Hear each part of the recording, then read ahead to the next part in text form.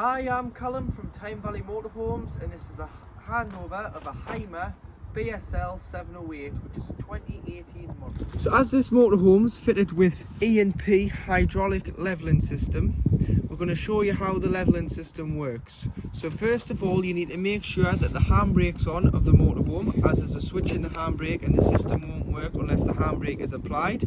And you need to have the ignition on of the vehicle, because that is where the power for the system comes from. So what you do is stand close to the motorhome and you can turn your remote on.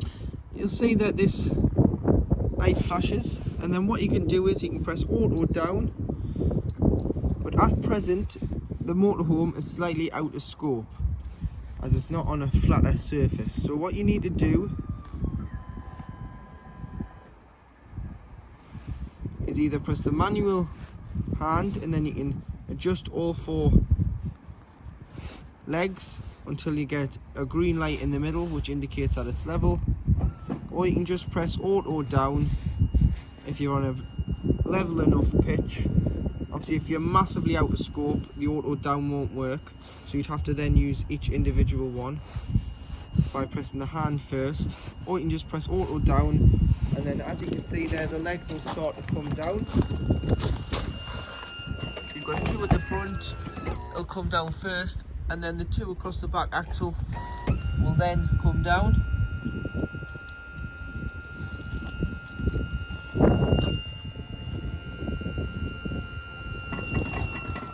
And it'll level the vehicle, and if you watch the remote,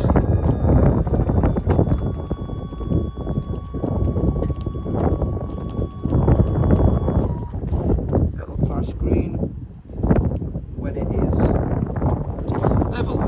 You can press this one as well, which is emptying your wastewater. You'll have to put the legs down first and then press that one, and that'll just tilt the vehicle so that the water runs smoothly out of the wastewater if you were having any problems, but you don't necessarily need to use that all the time.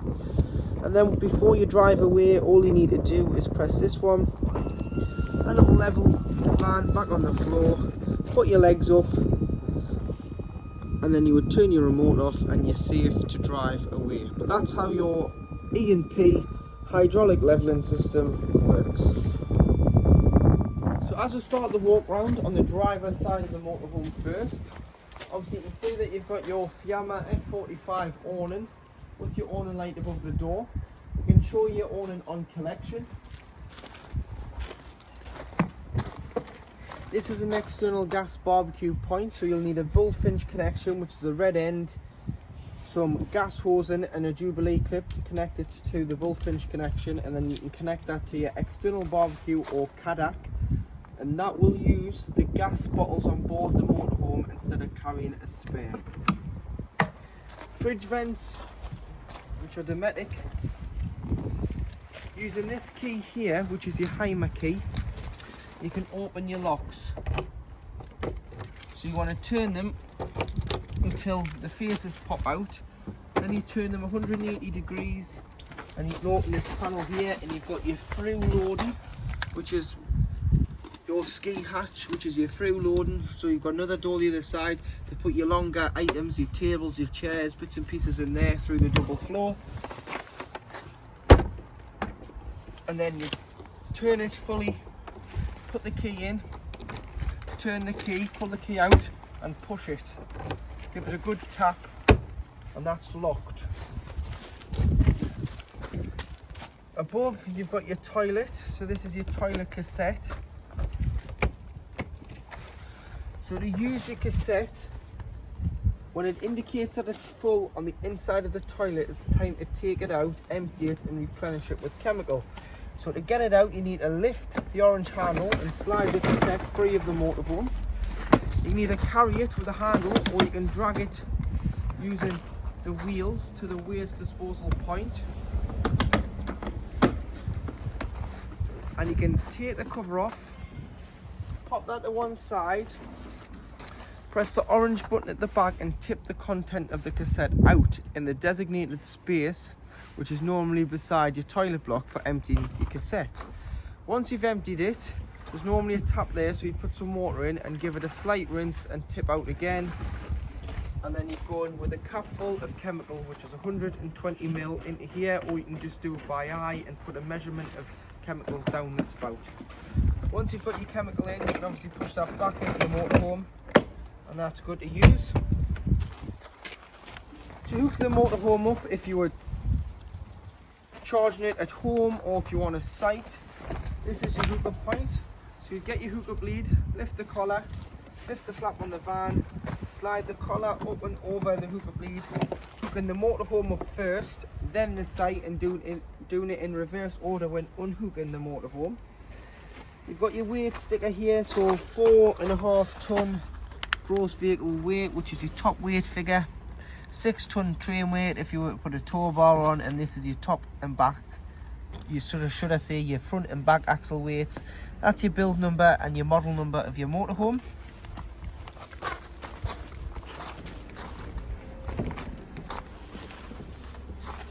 You've got your garage, you've got your carpets, you've got an on and winding handle there. You've got your rafter bar here for your awning. You've got your toolkit on the back wall there, so that includes a jack and a brace and a torn eye, and you've got tethering points on here, which you can move and slide them along this rail to where you want them, and then twist them to lock them into place. Got a light on both corners as well, and you do have a 350 kilogram payload in the back here with twin 240 volt sockets should you need to charge anything in the garage area. On the back of the motorhome, your high level brake light and your reversing camera at the bottom. Other side to your garage, LPG locker. So this is your liquid petroleum gas locker. So this is where your gas bottles live. And on this one, it's been fitted with gas flow, so it's a refillable bottle system. So you don't need to change the bottles, you just refill the bottles. So this is the filler. Then you've got your local petrol station or LPG centre that sells LPG. Being it fitting, push it in, turn it, and pull the trigger back on the filler gun. That's it now ready on the motorhome, and you would just press and hold the button on the dial on the display panel at the pump until simply it doesn't take any more, and then you would just disconnect your filler gun. But in here is where your bottles live. They're on a slide out rack. So lift this, slide the rack out, and you've got two 11 kilogram bottles. So to turn your bottles on and off, you've got these yellow stoppers. Minus is off, plus is on. You can see on the top of the bottle how full they are. So that's half full, and that's near enough full. This is your changeover valve. So this little nib here is pointing to this bottle. So when you use any gas inside the motorhome, it's using this cylinder. When this cylinder's empty, you just turn it, and it's using this cylinder. So you look for this nib on the side of your changeover valve. And then you can push these back in by lifting this up. Pushing the rack in. You'll also notice there's a tube at the back. It looks like a Hoover hose. That is your waste extension pipe holder. So if you can't get close enough to the waste, you can push that on the waste pipe, which is just here, and you can use the hose to get it to where it needs to be. So that just slots in, and that's your waste water. To fill your fresh water up, you need a hose pipe with some hose pipe connections, as it's mainly just a brass tap on site, and you'd put your hose into here and fill it until it overflows, or until you look on your control panel and you're happy with what water is on board.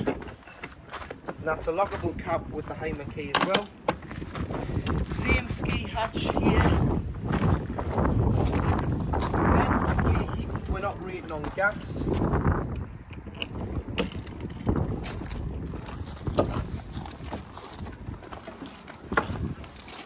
And then we do have some storage in here, but mainly this is where your boiler lives. So your boiler is in there, Not only does it heat the motorhome, it heats the water. So in the winter when it's parked up and it's not in use, it's very important that you drain the water out. So it tells you that you need to open this little one here. And this is a anti-frost drain down valve. So when this detects 3 degrees, the nib and the button will pop out. So this little blue button will pop out, and that will just allow the water to drain directly out underneath the chassis. So if you were to then put your control panel on and put your pump on, the water would just drain away because this is open. Because it's trying to fill the boiler and this valve's open, so your fresh water supply would just then drain away because this is just pushing it straight out underneath the floor. So in the winter you need to open this, and what the best thing to do is you open it physically. Don't wait for it to drop at 3 degrees, come in and open it. So what you need to do is turn the diamond, the button pops out and you'll see the water drain directly out underneath the van. That's allowing the water in that boiler out. Leave it open in this position when you're not using the van, and then when you're ready to use the van again, you just turn the diamond on the top, press the button in on the bottom, and it'll hold the water again by turning it to the hot side, priming the system so it coughs and splutters a lot until you get a free flow of water from one tap. You do them all. Make sure you've opened this and you've closed it as well with this one, otherwise that will drain off your water as well. If the button didn't stay in, it's probably because this is still detecting it's 3 degrees. So try putting just the air blowing system on first without the water, and it'll heat this area up for the first 10-15 minutes, and then you can come in and push that button and it should then stay in. But that's how you drain your boiler off in the winter to stop frost damage. Once you've opened that, open all your taps within the van just to stop any water from lining any lines, and open the little drain for the lines as well, which is this one here. Got a light in there as well, which is just a push light, and obviously you've got your seat belts. That'll just need feeded back up if you're using that as a travelling seat, the 2 seats in the back. To fill the van with diesel, it's just here, and again it's using the Hymer key, and then you pop your diesel filler in there to fill with fuel. Your bonnet release is here. The engine battery lives underneath this compartment in the floor, as it's a Fiat Ducato, so the battery lives in the floor, not underneath the bonnet.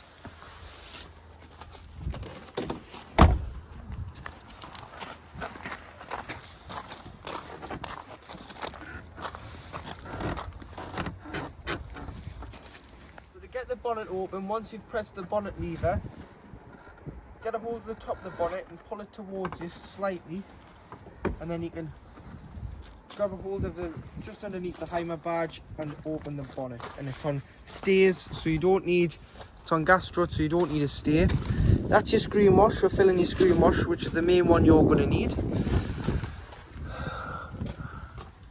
Power steering fluid, coolant and brake fluid, oil filler and dipstick for checking your levels, which tells you there's your dipstick behind it. Weight plate, because it's on an Alco chassis, that just says what the Hymer plate says further back on the side of the van. And then should you ever need to jump start the van, you can either jump start it off the battery or you can jump start it from underneath here. So you'd earth off this point here, that's your black one for earthing, and then where your red one would go for your positive, this is your air filter, and this is your fuse board. Put your key in, lift this up, and this is your positive for giving or receiving a jump start. So you just need to lift that up, and that's your positive. So that'll start the vehicle off a jump pack or another vehicle, or you can give a jump start from this vehicle to another one from those points. To work your Hymer control panel, first of all, it's telling you that you're hooked up and you are receiving mains 240 volt. If you didn't have this light on, you will just be receiving 12 volt off your leisure batteries. Press this button and it turns it on and off the 12 volt system. And then you've got your reading of your back battery, which is your leisure battery. Scrolling along, you've got your wastewater level.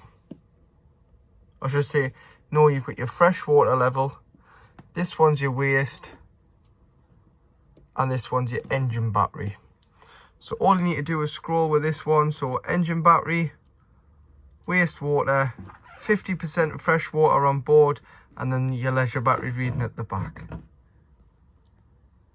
And then to turn it off, you just press it and press it to turn it back on.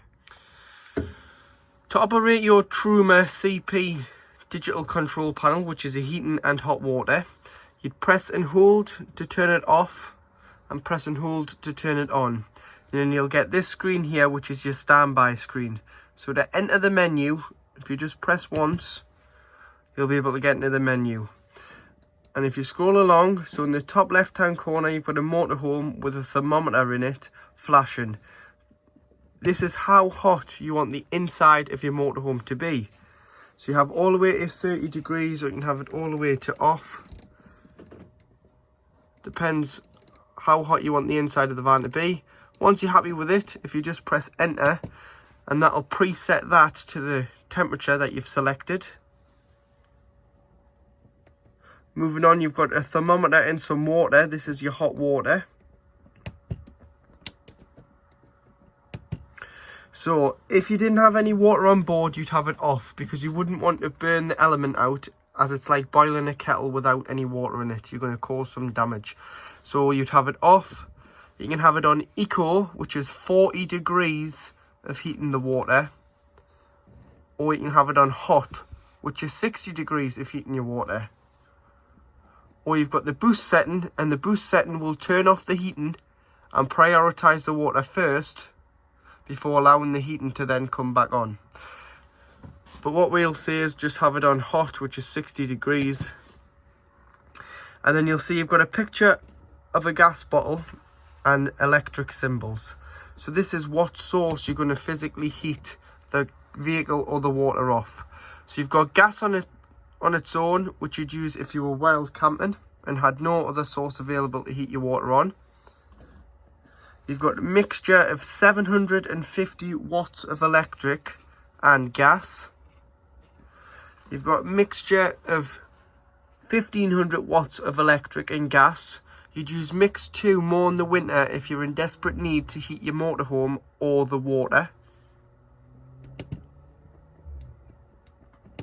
And then you do have EL1, which is 750 watts of electric.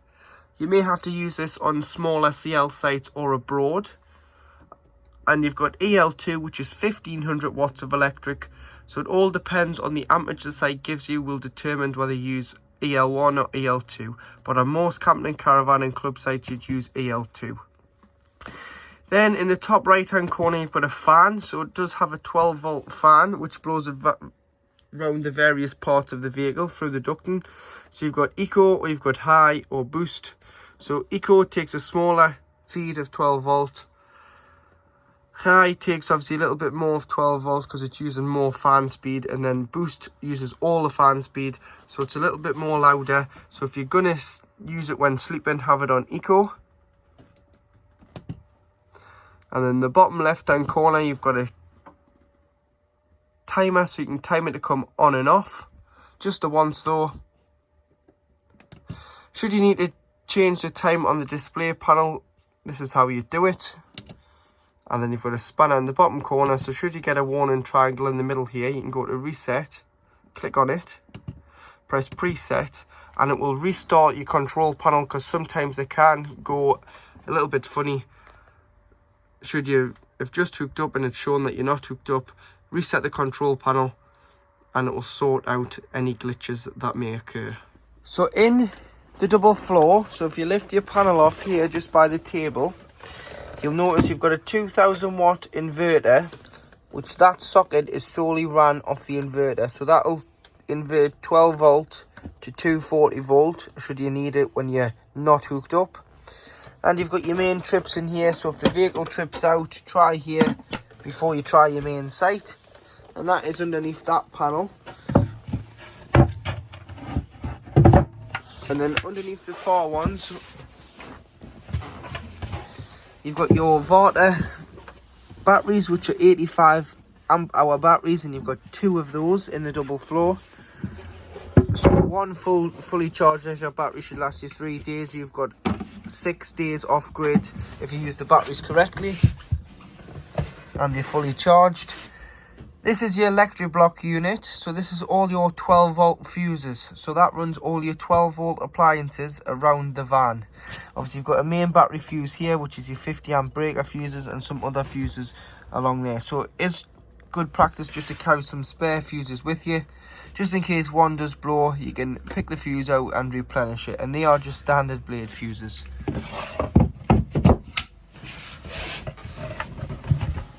Storage underneath this one, underneath the double floor. So as you can see, it goes right away from that access panel there to the access panel on the side of the van. And you do have your hydraulic tank and your motor for your leveling system just in here.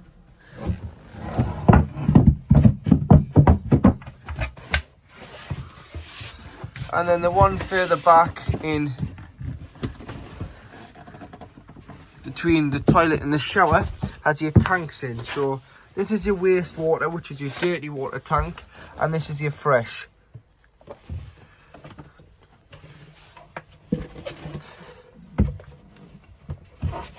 So your fresh water, to drain it, you've got a cog here which it shows you.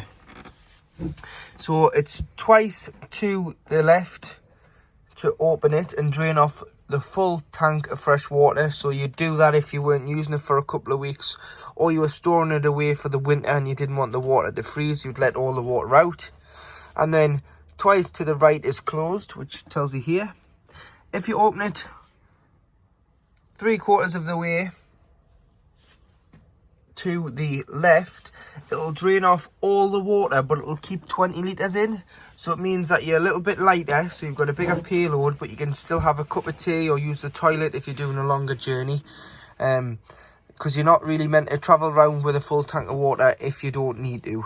Obviously, if you're wild camping, you'll have to take your water with you. If you're going to a site, travel with the maximum water of 20 litres, so it gives you enough time to stop, use your toilet on board your vehicle, have a cup of tea, use the water system on board the van. So that would be 3/4 of the way to the right, twice, 3/4 of the way to the left, should I say, twice to the left to open and drain it all off, and twice to the right to close. So in the front of the van, as it's an A-class, it's got a drop-down bed above us. To get that down, you need to fold your cab seats. So on both sides, you've got this black knob that you would pull down. Be careful with the driver's seat that you don't put it too close, because it'll put pressure on the horn and set the horn off. Fold them both down, and then if you lift the panel that's got the Hymer logo on, you can pull this down into the cab. Obviously take this off, because this just keeps the cabin's sides in from getting stuck between the arms of the bed and frame. And you've got your second double bed in here with a skylight.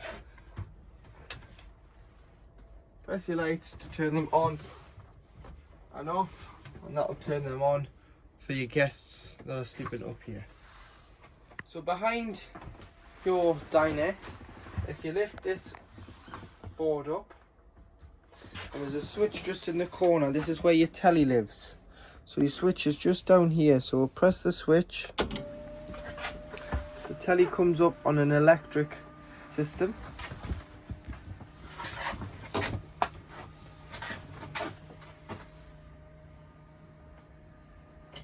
And you'll be able to use your remote, which is an Alphatronics telly. Turn the TV on.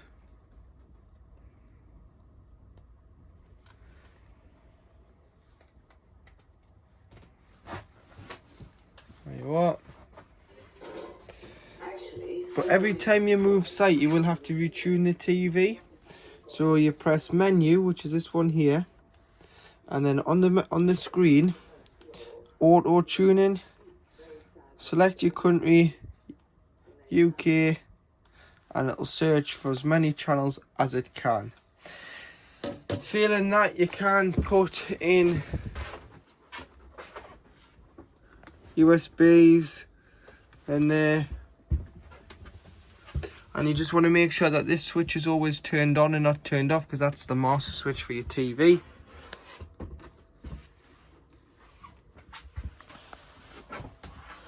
And then it'll get halfway through and you'll think it's not picking any channels up, and it'll all of a sudden start to pick loads of channels up.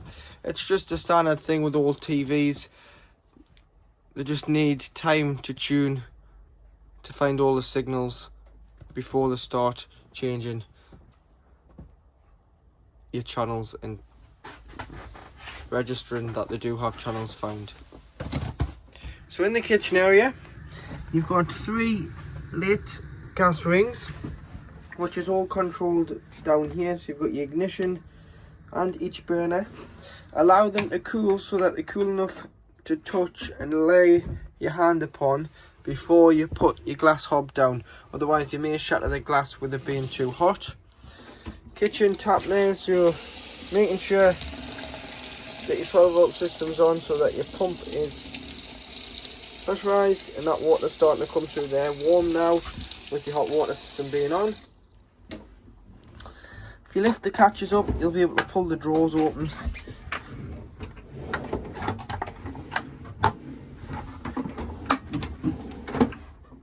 And then you do have your kitchen lights here. So you've got under counter and the light for above the cabinets there. Large slide out drawer with your gas taps. So these are gas isolation taps for your hob, your water heater and your space heater and your fridge. So you can isolate an individual appliance, but any problems with gas, turn your bottle off to be safe. These are mainly for when the vehicle is annually habitation serviced. And then you do have a large storage drawer and a bin in the bottom one, which is clipped in there. Push the catches in above and you've got your overhead storage. This is your coffee machine cabinet, so you've got a socket there, and if you press the button at the back you can pull this down. Obviously you'd make sure your hob's down first, but we've had them on so I don't want to pop them down at the moment. But you put your coffee machine in there.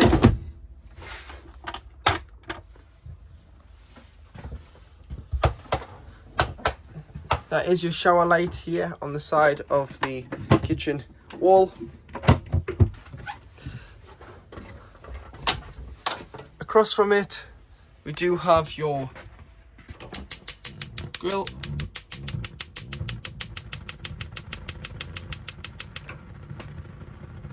And underneath, you do have the oven.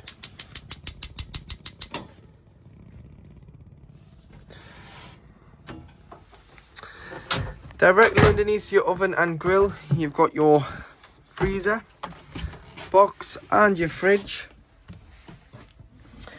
So to operate these, this is your control panel in the middle for your fridge.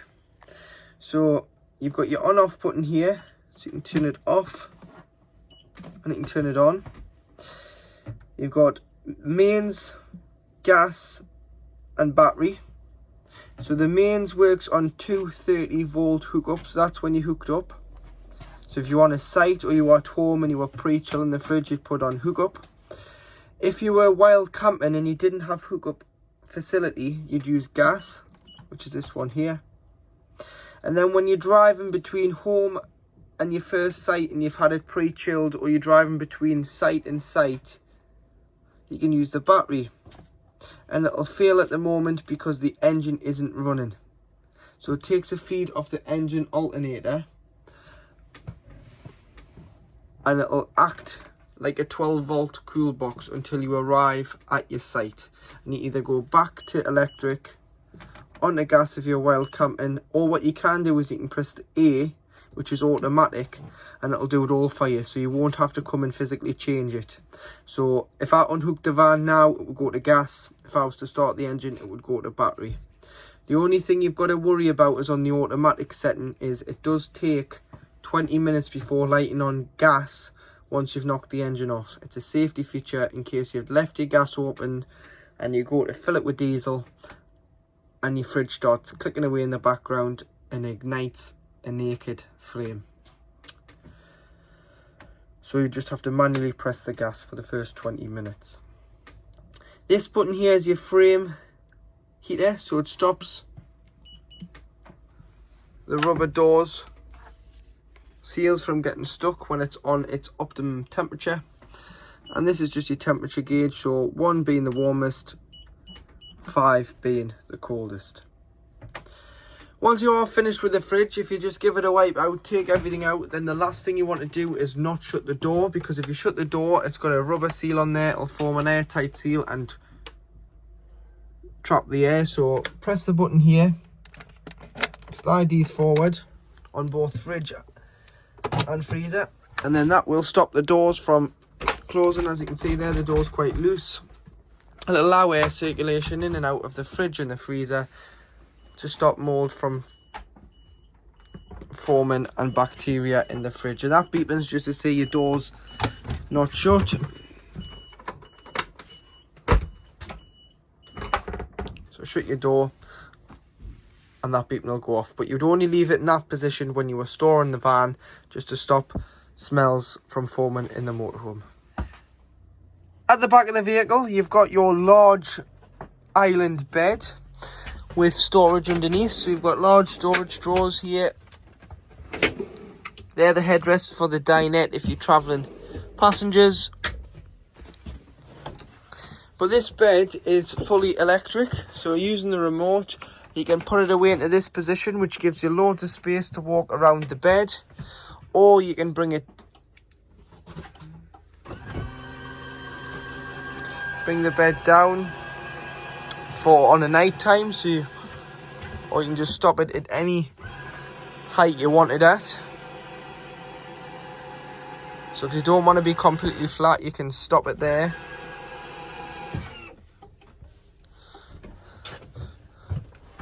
And then you just need to push your mattress back, and that is your bed out for on an evening.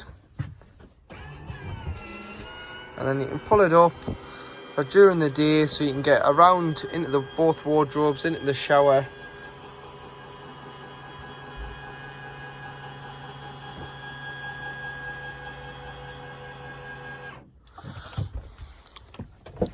And you do have a night light on the blue, or you can turn the main bezel on for a reading light. 2 USBs, a 12 volt and a 240 volt socket this side of the bed, with some storage just in these little cutouts on both sides of the bed. Hanging rail in your wardrobes, and a hanging rail in that side as well. And some storage in the cupboards above the bed.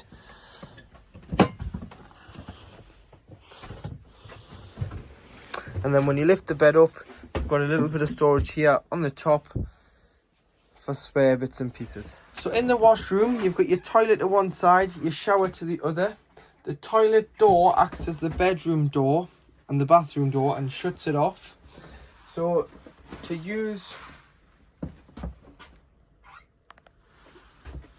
So before we get into that, you do also have this privacy blind as well. If you were using it with 2 people at the front, you can shut the bedroom off and they can still use the bathroom without disturbing you. But to use the toilet, what you've got to do is, there's a blue button just here. So the blue button is your freshwater flush. So if you put your finger on that, make sure you've got water in the fresh water.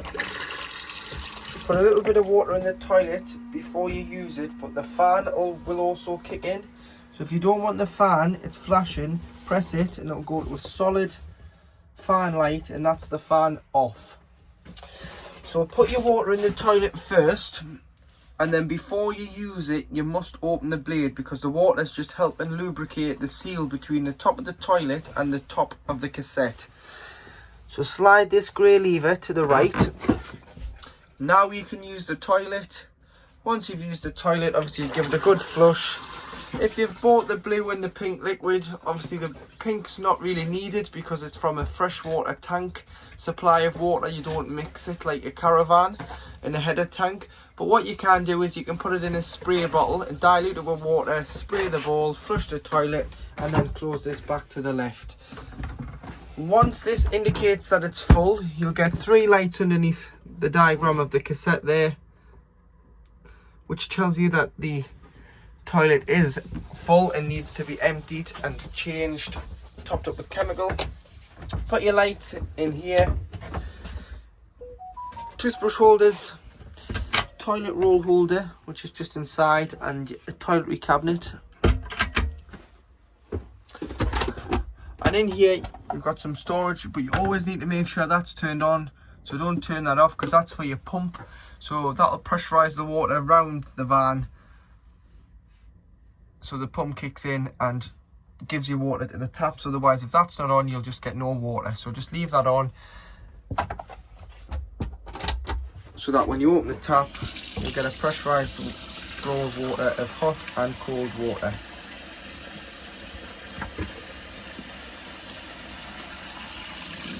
Yeah, and that's warm now. Across, you do have your shower. So you just unlatch your shower doors. That bit of rubber is just for holding the shower doors shut when you're travelling. And you've got a hanging rail in there, which works great if you're going on a longer trip. You can use this as a bit of a wardrobe when you travel. Or you can hang your wet towels or your wet coats in there if you've been caught in the rain. You've got a duck board in the base of the shower, which just helps drainage of water and bearing the weight in the shower tray as it spreads it evenly when you're standing having a shower. And then what you'll need to do is always unscrew your shower head from the hose when you winterize the motorhome, when you're parking it up and leaving it over the winter months not in use, just so no water sits in here and potentially freezes, with the mixer tap of the shower open, the mixer tap of the kitchen open, and the mixer tap of the washroom open. So on your switches, which are in the cab on the driver's side below the window, you've got this switch here, which is your heated mirrors, which heats your coach style mirrors. You've got this switch here, which brings your blind down for on an evening, or you can use it as a bit of a sunshade when you're parked up. So press it once and it will come down all the way and close. Press that one and it will take it back up. The step doesn't retract when you start the engine, so you can put it out beside the habitation motorhome door and you can press this button here to take it back in. When it's beeping at you, just press this button and it'll fold the step in. To drop your wastewater, obviously you would drive as close to the grid as possible on site. You'd pull this little black collar back and you'd push it down, and that will drop your wastewater, which the waste on this is behind the back passenger wheel. And at the front here, you've got your headlight mirror adjustment.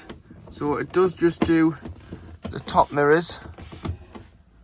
The bottom one is manually adjusted, which is your blind spot mirror, so you'd have to just adjust that. And to black these ones out, you just unclip these. These are concertina blinds and they clip in on magnets on both sides. And you pull this and slide this, and this is your driver's A-class window with a bit of storage in here, and obviously your handbrakes to your right on a motorhome.